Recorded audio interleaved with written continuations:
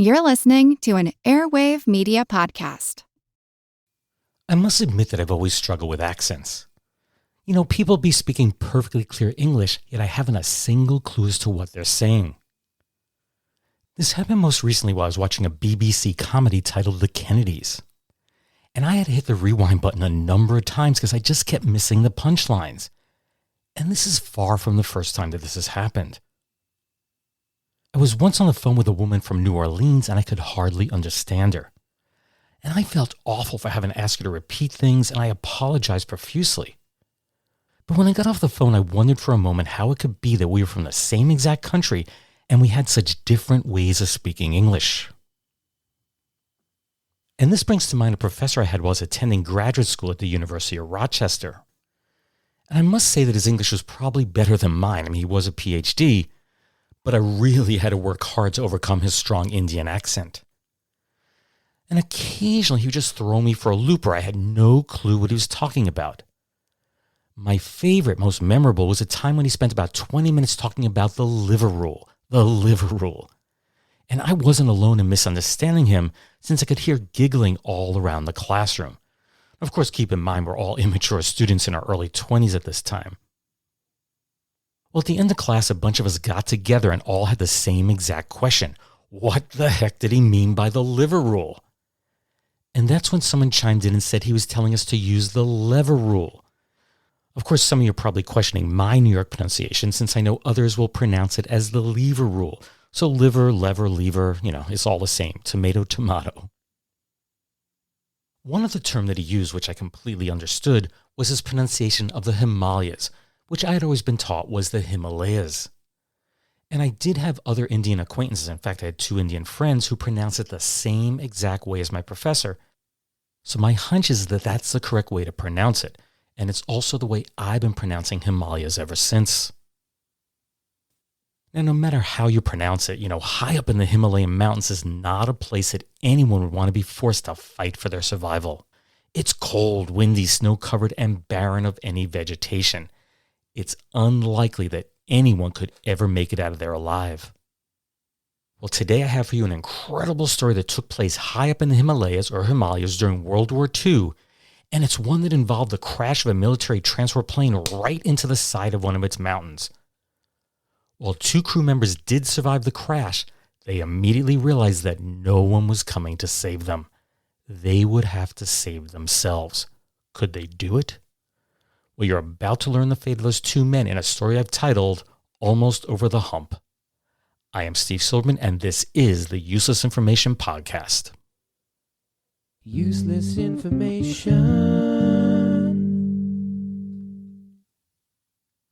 Well, probably the best place to begin is with a very brief history lesson. When I say brief, I mean very brief. You see, at the beginning of World War II, Great Britain had most of its military resources focused on its war with Germany. And this left one of its colonies, Burma, which is now Myanmar or Myanmar, depending how you pronounce it, it left Burma poorly defended, and that's a fact that Japan took notice of.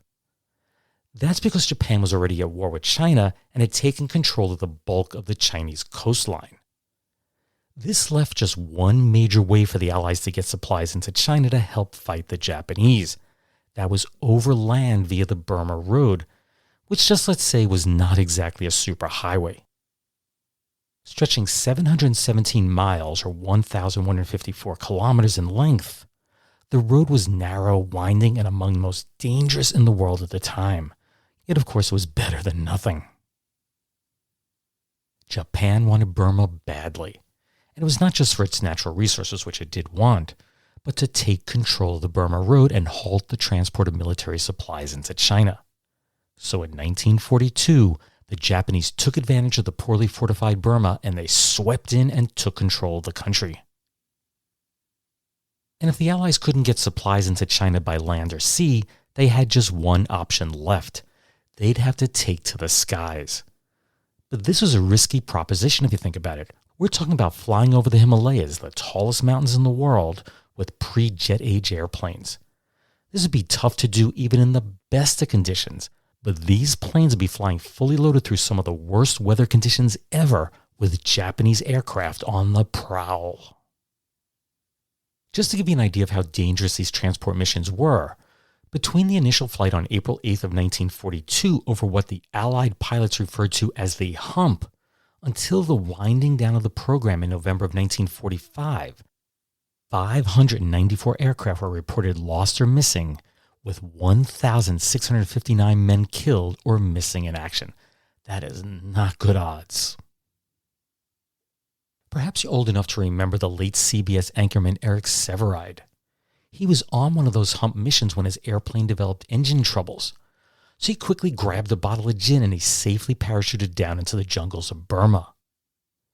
About 1 month later, he'd be rescued by a search and rescue team, and he later wrote, quote, "Hardly a day passed that the operations radio did not hear the distress signal of a crew going down in the jungle valleys or among the forbidding peaks.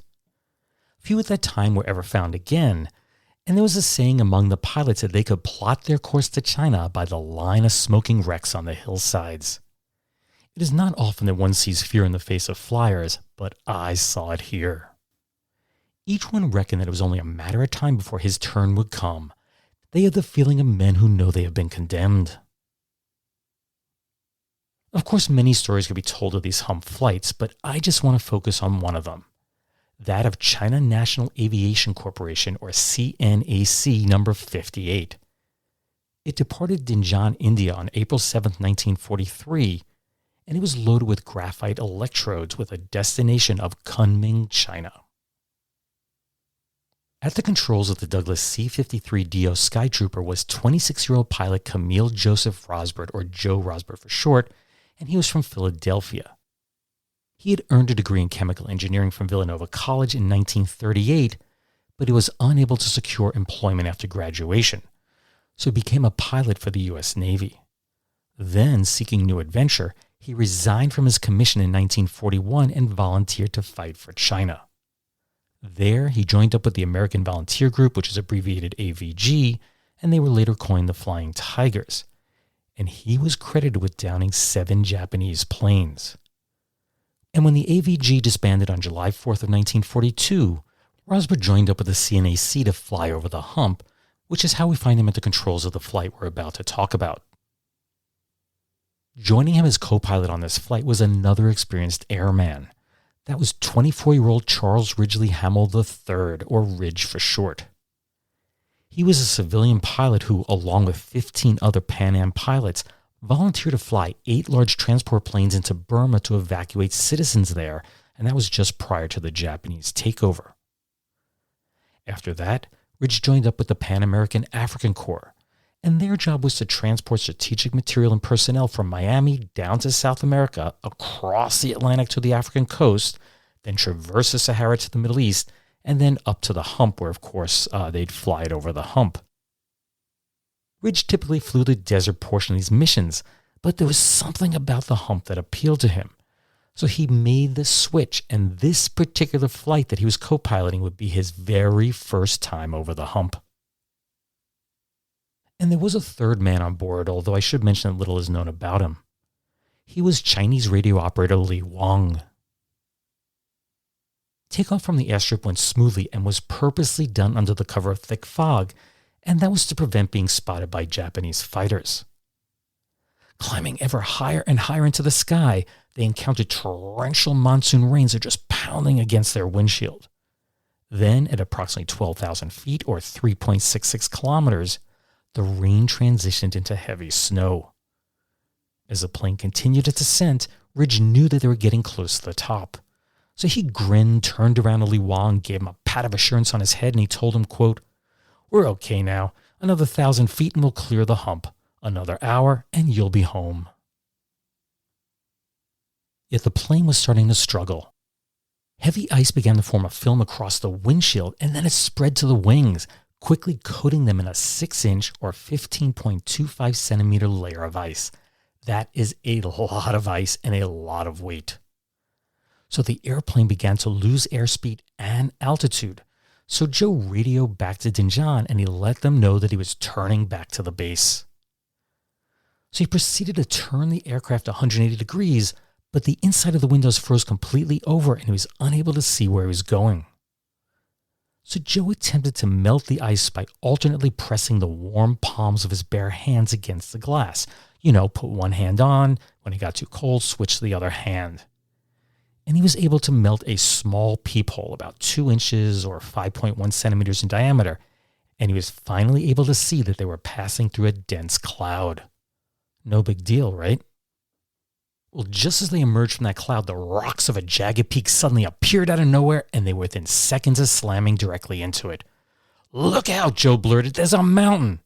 And instinctively, with his eyes still peering through that tiny hole in the iced-up windshield, he veered the aircraft to the right and missed the peak.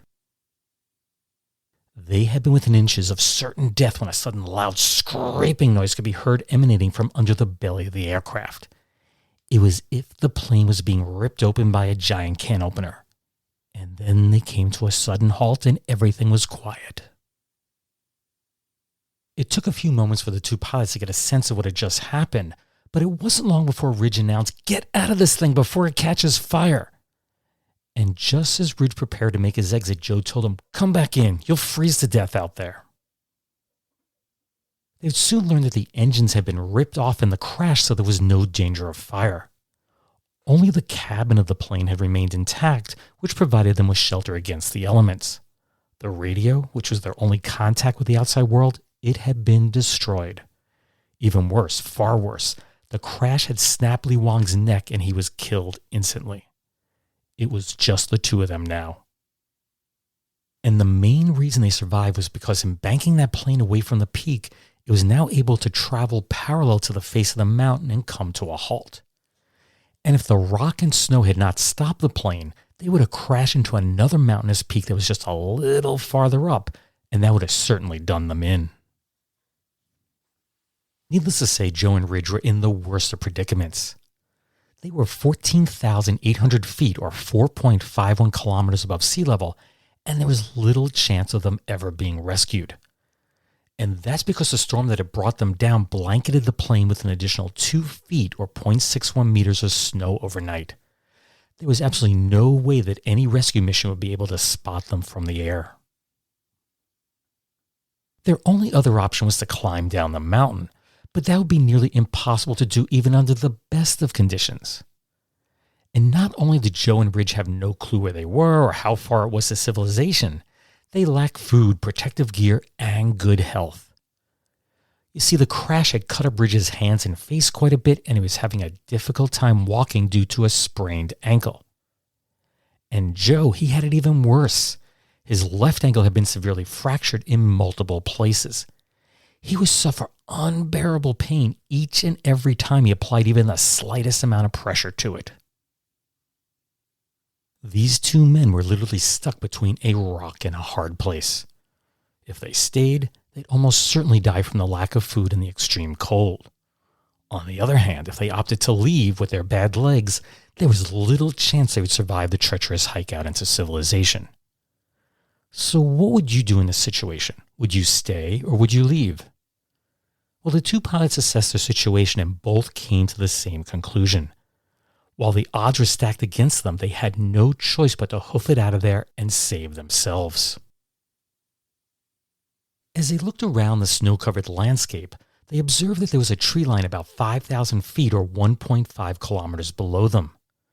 And of course, where there are trees is probably also water. So if they could locate a small stream and follow it, that would lead to a larger stream and then to a river, which may bring them to a small town or village. The plane was equipped with 6 small tins of food, and for some oddball reason, there was a gallon jar of soft drink syrup, and they could use that to mix with snow to drink. At best, they could ration this little bit of nourishment to last about 1 week. So they figured if they waited 5 days, their ankles would heal up enough so they could take each step without a lot of pain, and then they'd be able to leave. But they grew impatient, and on the 3rd day, they decided to begin their hike out.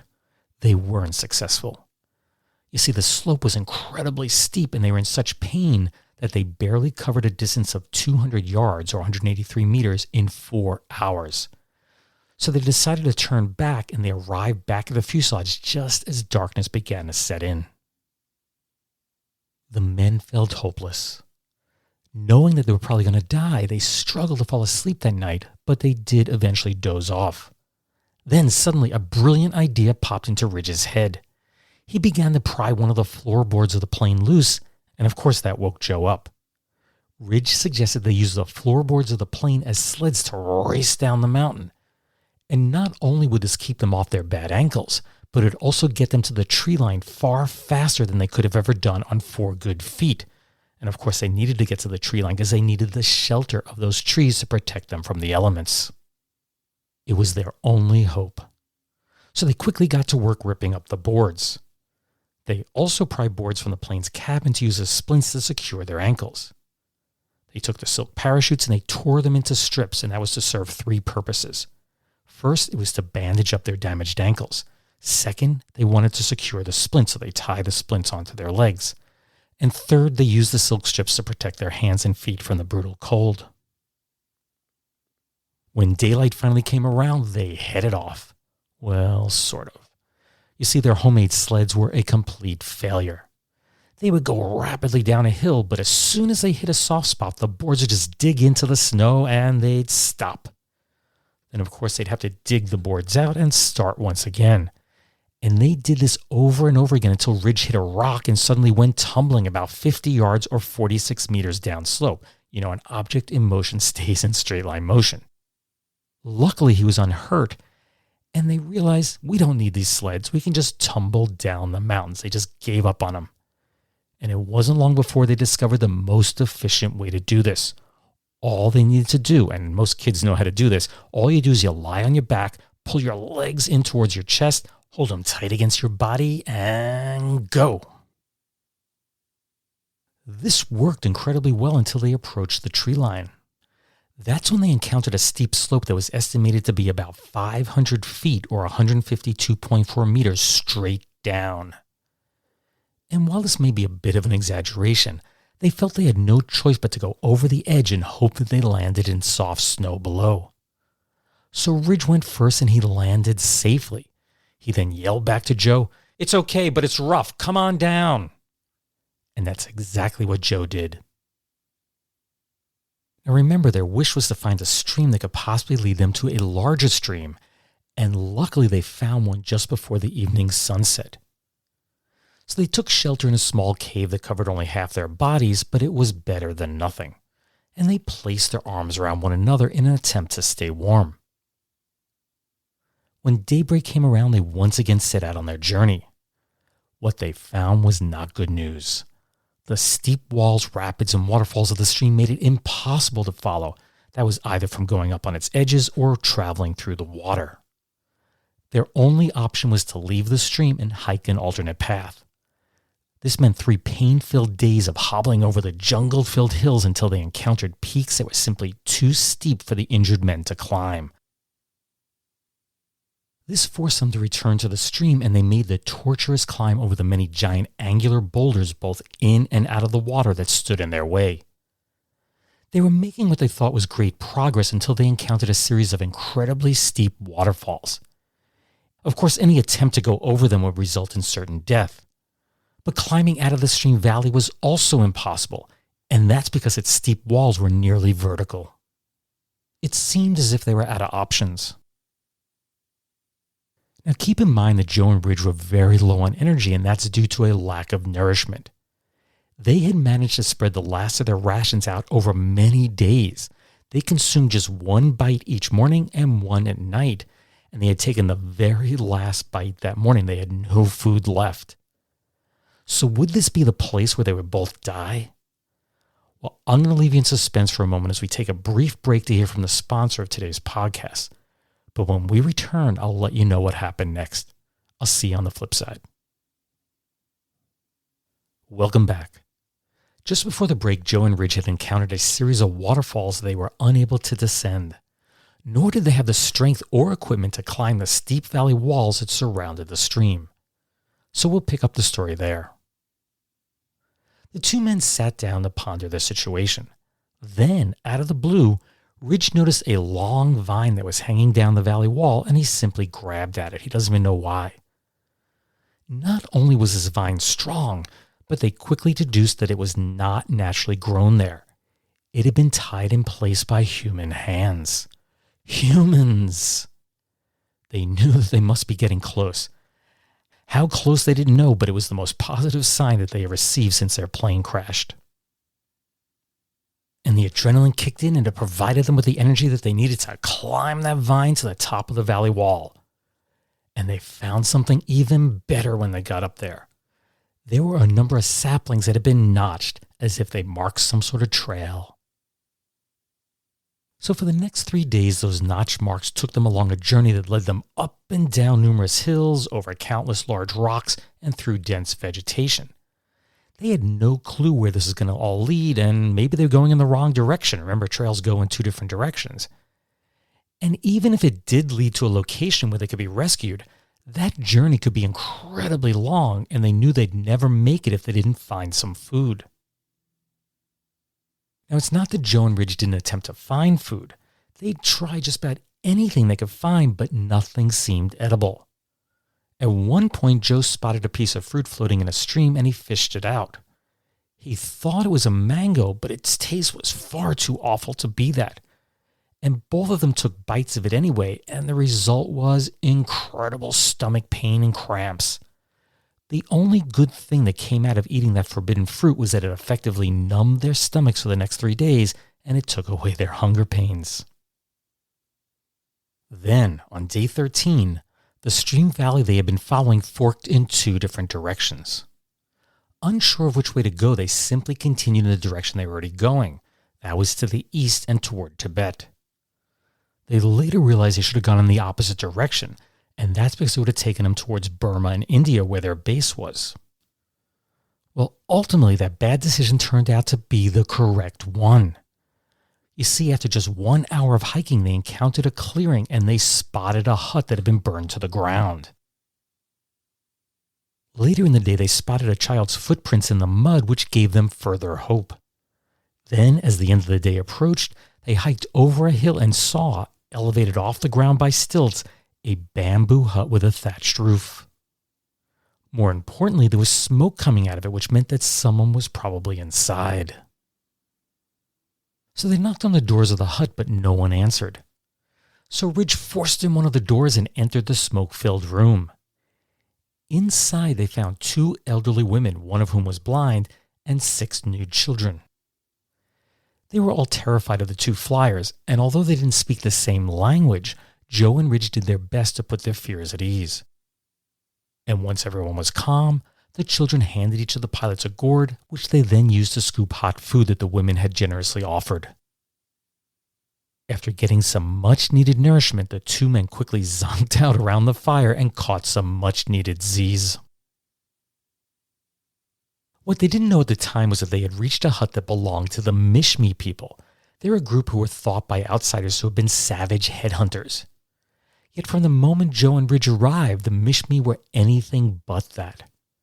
Instead, they were kind, generous, and did all that they could to help the 2 men. In fact, the flyers became a bit of a tourist attraction, and Mishmi came from all around to see them and the unique things that they had. That included zippers on their clothing, a flashlight, a compass, and a mechanical pencil. Then, on their 4th day at the hut, it was time to move on. Both were still suffering from their injuries, so 3 Mishmi men assisted the pilots as they hiked for 8 hours along a rough mountainous trail.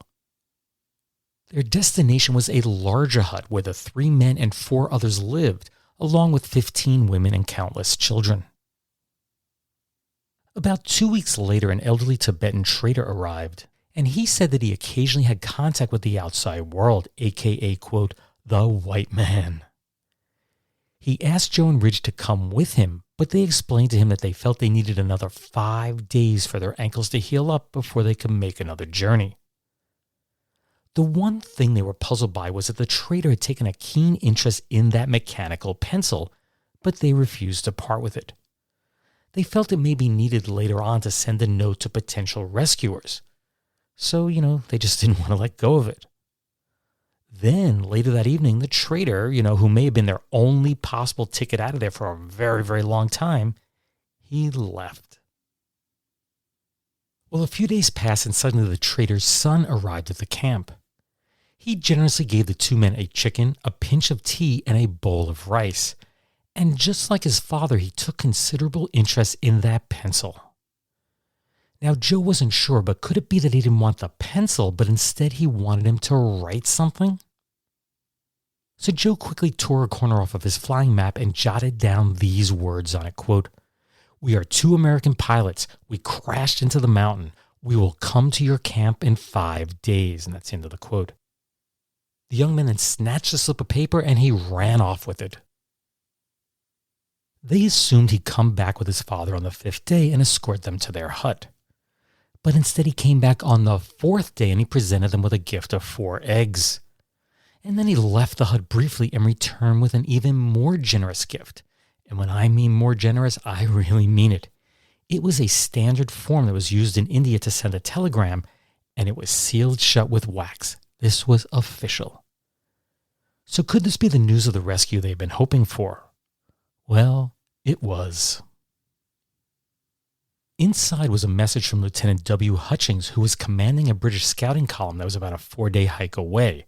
Of course, that's 4 days on a good leg. He indicated he was immediately sending messengers with supplies and that a medical officer would arrive shortly after that. Well, they didn't have to wait long. You see, the natives could move through the mountains very quickly, and they arrived with the supplies less than an hour later. And with the Mishmi people having been so generous to them, Joe and Ridge wanted to return the favor. I mean, they didn't have much to offer from what just came, but they shared some of the tea, salt, cigarettes, and matches in return. 2 days later, Captain C.E. Lax arrived to administer first aid and bandaged them up so they could start the long journey out of there. The next morning, after 23 days with the Mishmi, they began a 16-day hike back to civilization. There were still many mountains to climb and streams to cross, but this time they had ample food, warmth, and others to help them along when the going got tough. After reaching a British patrol station, Joe and Ridge jumped into a truck and they were transported back to the same base that they had flown out of 47 days earlier.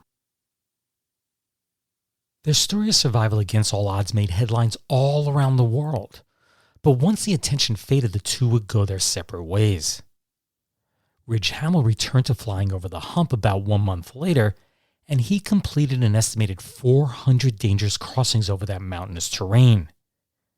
He returned to the United States in July 1944, where he married a woman named Jean Powell, and then he returned to resume flying over the Hump about 7 months later. Sadly, he was killed during takeoff from the airfield in Tinjan, India on May 9, 1945 at 26 years of age. As for Joe Rosbert, he was taken back to the United States to undergo extensive surgery to repair his ankle. Once he recovered, he and 9 other former AVG pilots founded the Flying Tiger Line, and they transported air cargo across the United States. In 1957, Joe and his wife Lil moved to Spain. They purchased a castle and created the Hotel San Vita Resort. 10 years later, he moved back to the States and he opened Tiger Joe's Gourmet Restaurant in North Carolina, and he also authored 2 books. He was 11 days shy of his 90th birthday when he passed away on January 8th of 2007. Due to the remoteness of the crash site, their aircraft is still lying there. It was located on December 14th of 2005 by Clayton Cools, and he specializes in finding aircraft and the remains of men who were lost on the Hump. In his report, which you can read on his website, that's miarecoveries.org, he details what was found and he includes photos of the wreckage. The engines and the landing gear, which had been ripped off during the crash, they lie approximately 150 feet or 45.7 meters downslope from both the fuselage and the cargo that it was carrying. Now, the fuselage is in far worse shape than when Joe and Ridge abandoned it, and that's not due to rust or anything like that. This is accidental. Turns out that it was severely burned by Mishmi hunters because they had been using it as a shelter. In one of the villages, Cool spoke with an elderly woman who had cared for the 2 pilots in her village along the Nagat River. She took one look at the photo of the 2 men taken shortly after their rescue, and she was positive it was them. Useless, useful, I'll leave that for you to decide. Well, that brings another episode of the Useless Information Podcast to a close. I decided to do this particular story after Matt Breen of the Explorers Podcast appeared on my last Retrocast. You see, our brief discussion about Ernest Shackleton and his men surviving their ordeal in the Antarctic, it got me thinking about some of the obscure survival stories that I knew. This particular story of Joe and Ridge surviving their crash on the Hump has always fascinated me, so I hope you found it equally enjoyable. Of course, you can find the Useless Information Podcast on all the leading podcast platforms. That includes Apple, Spotify, Google, or wherever you get your podcasts. If you'd like to contact me about this episode, the podcast itself, the website, or whatever, please do so through my email. That's steve@uselessinformation.org. You can use Facebook Messenger or by using the contact form on the website. My Twitter feed is @uselessinfocast, and also be sure to like the show on Facebook. You can just do a quick search for the Useless Information Podcast there and it should pop up. Anyway, I'll be back in a couple of weeks with the next podcast, and I thank you as always for listening, and take care, everyone. Bye.